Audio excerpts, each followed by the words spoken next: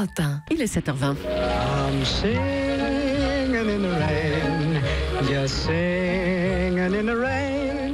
What a glory. Gene Kelly chantant sous la pluie, scène mythique de la plus célèbre et sans doute de la plus réussie de l'histoire des comédies musicales, Singing in the Rain. À partir de ce soir, Thierry Giffordin, il va pleuvoir sous la verrière du Grand Palais à Paris. Singing in the Rain en version comédie musicale est à l'affiche pour 45 représentations. Oui, cette comédie musicale, en fait, c'est une reprise d'un spectacle déjà donné au Théâtre du Châtelet à Paris en mars 2015. On peut se réjouir d'ailleurs de cette reprise.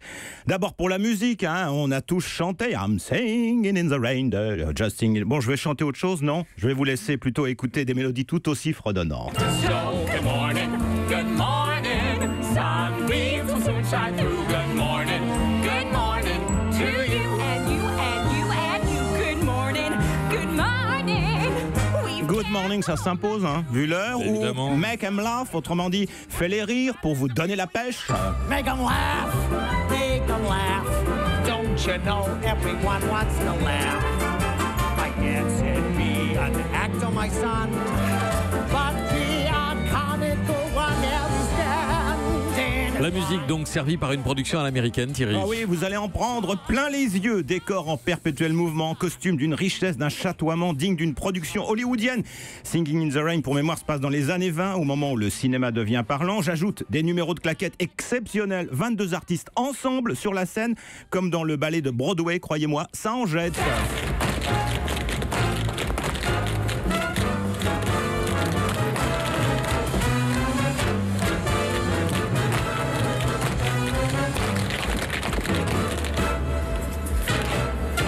C'est un très beau spectacle, une très belle adaptation. Je l'ai vu au Châtelet à Paris. Qu'est-ce que ça change sous la nef du Grand Palais? C'est gigantesque. On est sous la verrière où il a fallu tout concevoir, tout installer, une immense scène, des gradins en forme d'amphithéâtre, 40 rangées de fauteuils, je les ai comptés.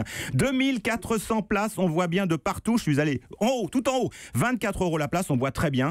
Des coulisses, évidemment, une fosse d'orchestre, 35 musiciens dans la fosse, machinerie, loge et même une piscine pour faire tomber la pluie sur la scène, comme dans le film. C'est la première fois qu'un théâtre parisien construit de toutes pièces une salle de spectacle dans la nef du Grand Palais. Et je dois dire, cela ajoute au côté magique du spectacle.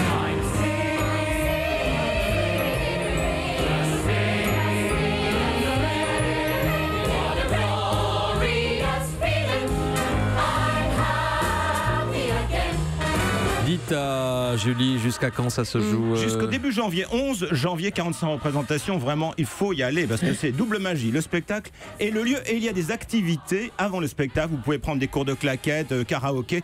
On passe un très très bon moment. Julie est inscrite déjà. Merci Thierry Giffordin. Europe 1.